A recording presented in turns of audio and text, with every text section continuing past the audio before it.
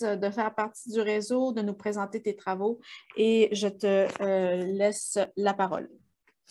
Merci beaucoup, Sylvana, pour la belle introduction. Je vais commencer mon partage d'écran, espérant que ça se passe bien. Est-ce que c'est bon? Oui, je vois Gina qui fait oui de la tête, merci. Merci de l'invitation, merci tout le monde d'être là. Donc, effectivement, moi, je vais vous parler d'un sujet qui est un petit peu différent que ce dont Amélie nous a entretenu. Mais je pense que c'est bien, c'est notre diversité qui fait notre force dans le réseau. Notre but, c'est d'avoir une approche holistique. Donc, on n'y est pas encore. Moi, je vous le dis tout de suite avec ce que je vais vous présenter aujourd'hui. C'est quand même un peu disciplinaire, mais je fais des ouvertures, puis l'idée, c'est de bonifier notre recherche en faisant davantage de ponts entre les disciplines. Donc, ma présentation aujourd'hui va beaucoup tourner alentour de résultats qui proviennent d'une cohorte de grossesse canadienne qui s'appelle MIREC.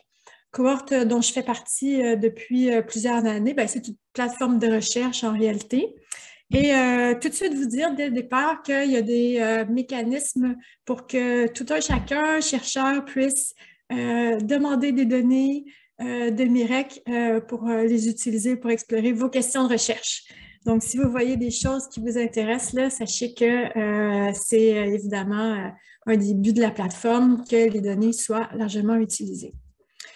Donc, depuis le développement du génie chimique dans les années 1940, le nombre de produits chimiques a carrément explosé.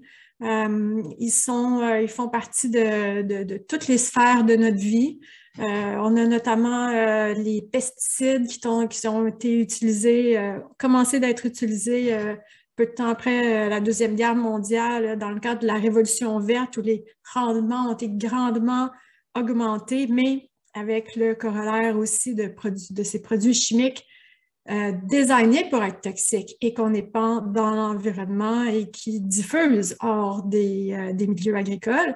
Donc ça, c'est une source d'exposition qui préoccupe beaucoup la population. Mais sinon, les contaminants sont un peu partout. Ils sont beaucoup générés aussi par les activités industrielles, le transport. On sait que la pollution de l'air, particulièrement en milieu urbain, est un grand souci. Ils sont aussi dans nos environnements plus près de nous, dans nos environnements domestiques. Certains meubles peuvent émettre des contaminants dans notre air intérieur, les produits de nettoyage aussi.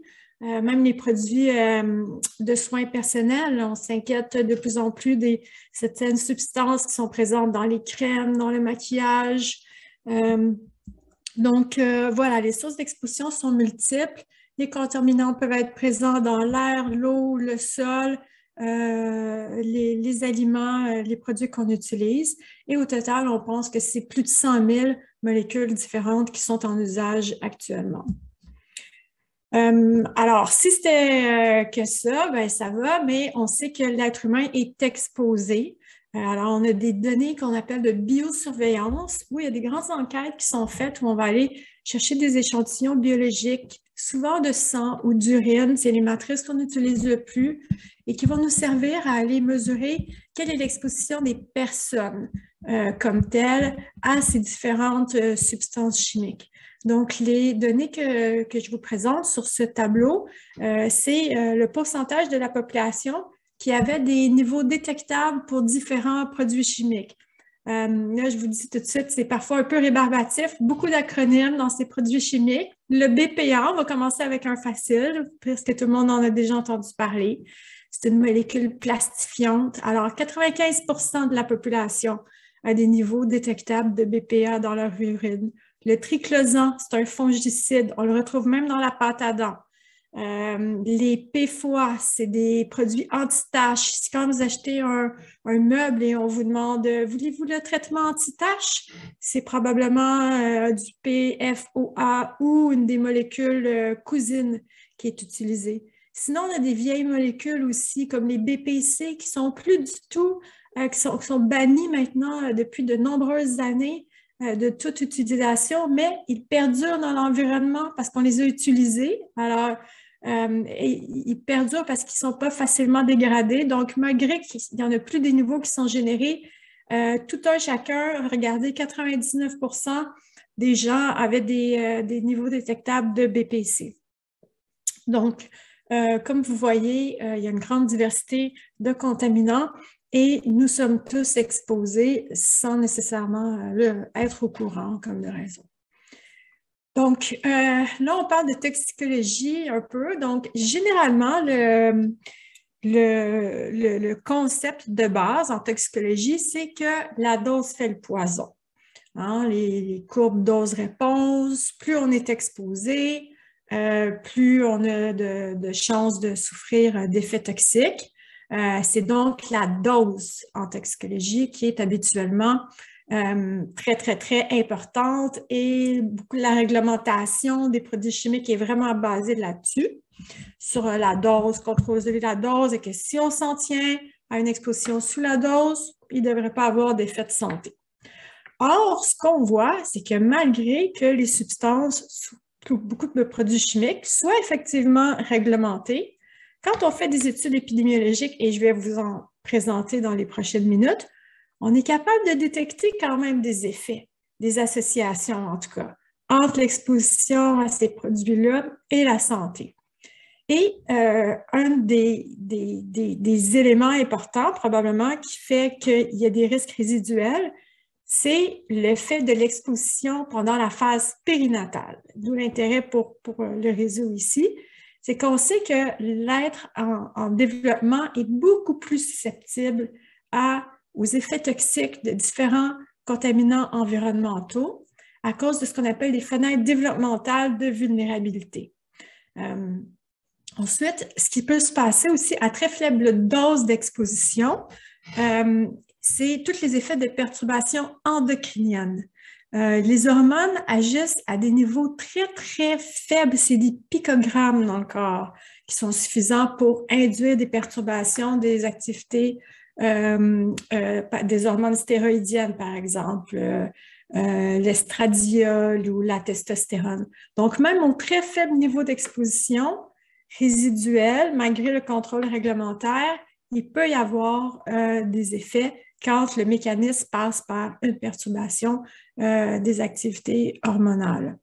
Et finalement, quelque chose qui nous reste beaucoup à étudier, c'est comment est-ce que les expositions aux différents produits peuvent être modifiées par d'autres facteurs, par exemple l'environnement social et les habitudes de vie. Est-ce qu'il n'y a pas certains groupes de la population qui sont particulièrement à risque du fait de comportements particuliers ou de vivre dans un milieu particulier? Ça, ce n'est pas les études animales qui sont les mieux placées pour nous le dire. Et pourtant, la réglementation des produits chimiques passe beaucoup par les études animales.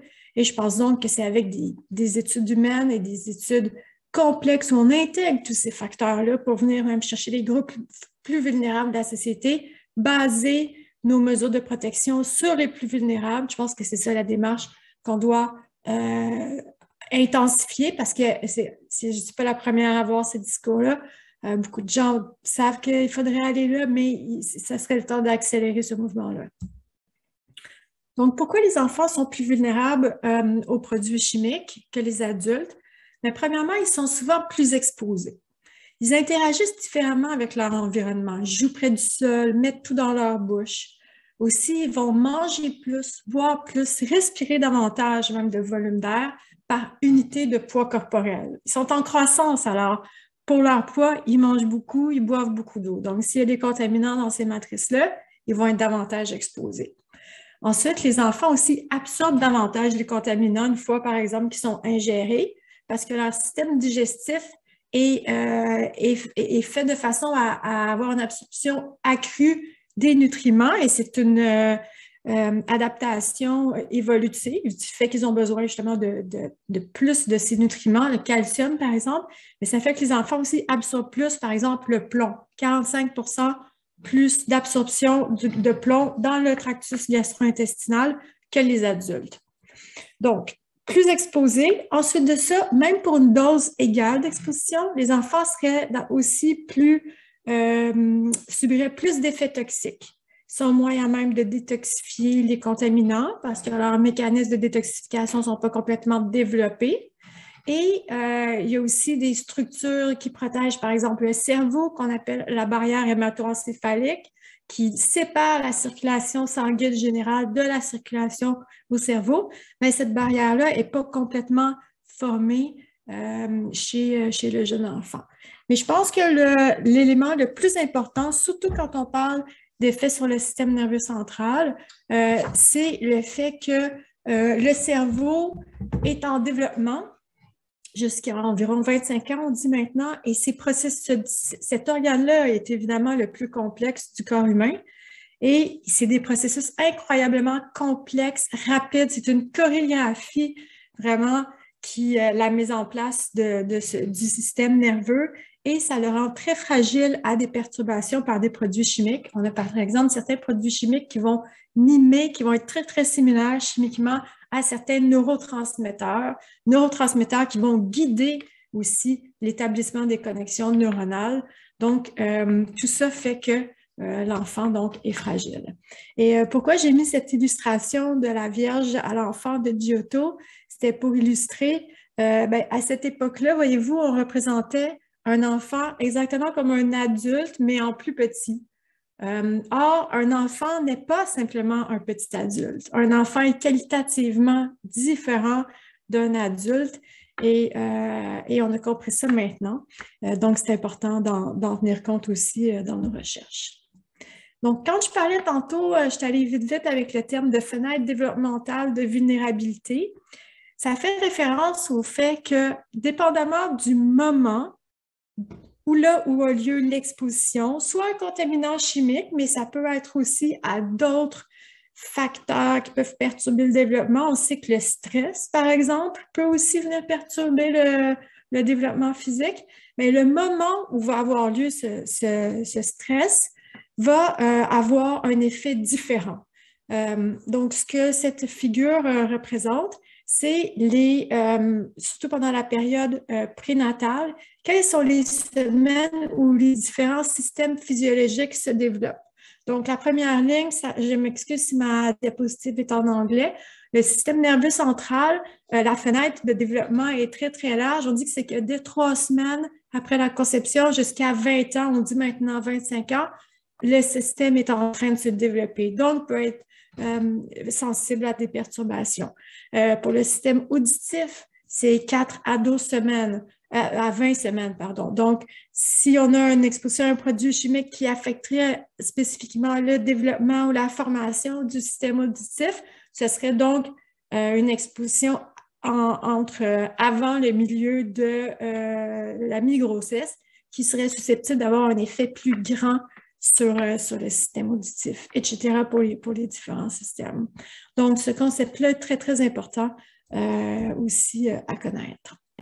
Maintenant, quand je parlais de perturbations endocriniennes, quelques mots là-dessus, parce que c'est peut-être pas tout le monde dans ce cas-là qui est familier avec ça.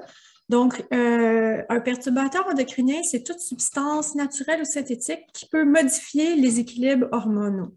Les hormones ont plusieurs fonctions physiologiques extrêmement importantes, particulièrement pendant le développement. Par exemple, les hormones sexuelles vont déterminer le développement physique des organes génitaux et il va avoir un effet aussi sur le cerveau de différenciation. Ensuite, il y a différentes autres hormones. Il y a plusieurs systèmes hormonaux dans le corps. En fait, la figure sur la droite de ma diapositive présente différentes parties du système hormonal.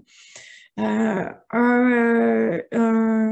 système hormonal aussi qui est très important quand on parle du développement du cerveau, c'est le système thyroïdien qui peut avoir un effet, qui a un effet important sur le développement, la structuration du cerveau. Donc, ce qu'il y a de particulier et qui est important dans les autres, c'est la notion, encore une fois, d'exposition périnatale. On sait que l'exposition à certains perturbateurs endocriniens pourrait ne pas avoir d'effet discernable chez un adulte, mais si l'exposition a lieu pendant la grossesse, ça pourrait avoir un effet sur l'enfant.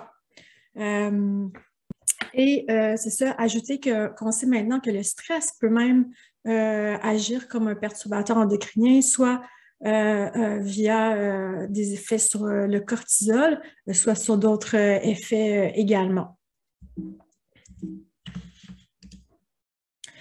Donc, vous parlez un peu de MIREC spécifiquement maintenant. MIREC, c'est un acronyme pour Maternal Infant Research on Environmental Chemicals. Donc, MIREC, c'est une étude canadienne, pan-canadienne, on peut dire. On a recruté des femmes enceintes en début de grossesse, avant la 14e semaine de grossesse. 2001 femmes enceintes ont été recrutées à travers 10 sites du Canada dans des hôpitaux universitaires. Donc, les critères pour être recruté, c'était simplement d'avoir au moins 18 ans, parler français ou anglais pour être capable de remplir les questionnaires, être en début de grossesse et avoir une grossesse en santé. Encore une fois, on était au tout début de la grossesse. Et donc, c'est en 2008 que le recrutement a commencé.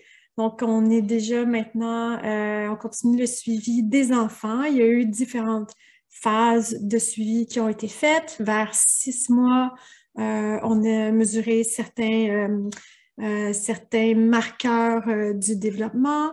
Vers l'âge de 3-4 ans également, on a eu un autre suivi qui focusait beaucoup sur le fonctionnement du système nerveux, le neurodéveloppement. C'est d'ailleurs Gina McCall qui a supervisé tout ce important grand volet-là, dont je vais vous parler un peu plus parce que c'est ma spécialité, moi aussi, d'étudier, de m'intéresser au neurodéveloppement. Et là, on est maintenant dans la phase qu'on appelle MIREC endo, où le focus est davantage sur le développement pubertaire, ainsi que le développement physique, par exemple, pour investiguer des problèmes en lien avec l'adiposité, la croissance. Donc voilà, on a une grande biobanque qui a été formée au fil des années. Cette diapo représente, comment on appelle ça déjà, ce type de diapo? Vous pouvez voir le nombre de femmes qui avaient été approchées, le nombre de femmes qui ont été recrutées. Donc, comme je le disais, au total, c'était 2000 femmes enceintes et évidemment, au fil des suivis, on a perdu quelques femmes. Donc, au niveau de la biobanque, ce qu'on a récolté comme matériel biologique, du sang maternel, il y a eu 3 visites pendant la grossesse, premier trimestre, deuxième trimestre, troisième trimestre, en fait, au moment de l'accouchement. On a récolté aussi des échantillons d'urine maternelle, de cheveux des mamans. On a aussi du sang de cordon pour la majorité de nos participantes. On a également collecté du méconium. Alors ça, c'est moins bien connu. Je vais prendre la peine de vous dire un peu ce dont il s'agit. C'est les premières selles du bébé dans la première semaine quand le nouveau-né évacue des selles qui ont une apparence très particulière. Mais ça, c'est en fait le contenu du tube digestif qui comprend beaucoup de ce que le bébé a avalé, par exemple, le liquide amniotique. Et c'est donc représenté, ça s'est accumulé durant les dernières semaines de la vie fœtale et ça peut aller mesurer les contaminants dans le méconium. Ça peut nous donner une idée de l'exposition cumulée à différents contaminants lors de la fin de la vie fœtale. Donc, c'est quelque chose qui est un peu nouveau en recherche. On a aussi collecté du lait maternel. On sait que malheureusement, le lait maternel peut contenir relativement beaucoup de contaminants, particulièrement des contaminants qui vont être lipophiles, comme par exemple les BPC. Au niveau du suivi des enfants, évidemment, on a collecté du sang et de l'urine des enfants. Au niveau des effets sur la santé sur lesquels on s'est intéressé, comme je le disais, neurodéveloppement. Pour la phase MIREC endo, on s'intéresse à la puberté, au développement sexuel, reproductif, et on s'intéresse aussi au développement, au métabolisme, à la croissance physique. Donc, la cohorte MIREC, c'est une cohorte, comme souvent c'est le cas en recherche, un peu on pourrait dire, il y a peu de diversité. Les femmes sont davantage âgées aussi que dans la population générale. Donc, un peu plus âgées, un peu plus riches, un peu plus éduquées qu'à la moyenne des femmes. C'est aussi une cohorte en santé. On peut voir ici les statistiques sur différents problèmes qui peuvent apparaître pendant la grossesse. On a 3,1 % de diabète gestationnel, par exemple, 2,3 % de prééclampsie. Les pourcentages de gain de poids pendant la grossesse dépassaient la recommandation pour quand même 57% des femmes. Ça, c'est important à noter. On avait 5,8 % de petits pois à la naissance, puis 6,7 % de naissances prématurées, ce qui est représentatif pas mal de ce qu'on voit dans la population générale. Donc, une cohorte en santé, mais une cohorte définitivement exposée à différents contaminants. On peut voir ici le pourcentage des femmes qui avaient des concentrations détectables, par exemple d'arsenic, plus de 90%, de bisphénol A, le fameux BPA, très élevé aussi. Donc, vous noterez que l'échelle inférieure ici de mon axe en Y, c'est 80%. Donc, en fait, tous ces contaminants-là ont été mesurés entre 80 et 100% des femmes. Donc, une présence de contaminants, mais ce n'est pas nécessairement synonyme avec effet. Je vais passer cette diapo rapidement. Donc, quelques résultats. Beaucoup de gens travaillent sur les données MIREC. On a plus de 100 publications à ce jour. J'ai fait une petite sélection pour vous. J'ai commencé avec la publication d'un de mes étudiants, Patrick Tantoun-Kinsa, qui va aussi un poster un peu plus tard à vous présenter. Il a travaillé sur l'exposition prénatale aux pesticides de type organophosphorés, c'est des insecticides qu'on croit être particulièrement toxiques et qui sont encore malheureusement utilisés. Patrick a analysé l'association entre les résidus urinaires de ces pesticides et le QI, en tenant compte de différentes covariables, notamment le niveau d'éducation, le niveau de stimulation cognitif à la maison, le revenu des familles. Et il a rapporté que certains métabolites, les DEAP, je vous spécifie pas le nom chimique long, mais ce sont donc des métabolites urinaires de ces pesticides-là qui étaient associés à une diminution de QI verbal l'effet significatif était sur le QI verbal. Donc, pour une multiplication de 10 fois l'exposition, on avait une diminution de 6 points de QI, ce qui est quand même pas rien. On parle quand même ici, évidemment, d'effets sous-cliniques. Hein. On n'est pas en train de dire que les contaminants vont induire une déficience intellectuelle ou des choses comme ça. On est chez des enfants qui vont bien, qui sont normaux, mais au niveau populationnel, quand même, 6 points de QI, c'est pas négligeable. Et ce qui est remarquable aussi, c'est qu'on voyait l'effet seulement chez les garçons. Et ça, c'est quelque chose qui revient dans plusieurs de nos études. Prochaine étude, encore une fois, exposition prénatale, donc mesure chez les femmes enceintes. Ici, ce qu'on a regardé, c'est les retardateurs de flamme, qu'on appelle les PBDE. Ça, ce sont des molécules qu'on ajoute à différents matériels. Par exemple, dans le matériel électronique, il y en a beaucoup. Il y en a dans tout ce qui est mousse. Par exemple, sur mon divan qui est en arrière de moi, il y a probablement, la mousse a probablement été imprégnée de PBDE. Ça sert à retarder en cas de feu. Mais ces molécules-là ne sont pas fortement liées aux produits sur lesquels ils sont ajoutés et peuvent donc être largués dans nos environnements domestiques. Et ici, c'est une autre de mes étudiantes en co-direction avec Linda Boyd à l'Université Concordia. Naomi Hazard, au PhD en psychologie, a travaillé sur ce sujet-là et a donc rapporté que là aussi, l'exposition prénatale au PBDE était associée à un QI inférieur. Et c'était davantage marqué sur le QI performance pour celui-ci et l'interaction avec le sexe était significative. Et c'était les garçons, encore une fois, qui semblaient être les plus vulnérables à ces expositions. Et je présente en bas, c'est l'exposition dose-réponse. Donc, ce qu'on voit, c'est que le quintile, dès le deuxième quintile d'exposition, donc c'est vraiment juste les enfants les moins exposés, qui avait pas d'effet, puis tout de suite après ça, on voit une diminution du QI, ce qui nous laisse suggérer que peut-être que la dose correcte, sans effet, sur laquelle on devrait se baser pour protéger la santé publique, elle devrait être très, très basse. On devrait peut-être bannir complètement ces molécules. Elles ont un effet à une dose faible. Ça, c'est une étude d'une des chercheuses. Il y a plus de 30 chercheurs qui travaillent sur Mirec. Donc, Christine Teal-Dort à l'University, elle travaillait sur l'exposition prénatale au fluor et le QI. Et elle a reporté aussi une association négative. Donc, le fluor, ça, c'est quelque chose qu'on ajoute dans l'eau de façon volontaire. Alors, évidemment, c'est pour diminuer la carie, donc on peut faire des coûts-bénéfices. C'est difficile parfois de comparer des pommes avec des pommes.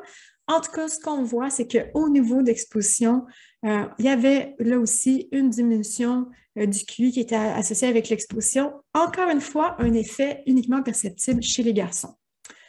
Une autre étude ici sur les phtalates et le développement social. On a utilisé un outil, le SRS Social Responsiveness Scale, qui mesure les traits autistiques.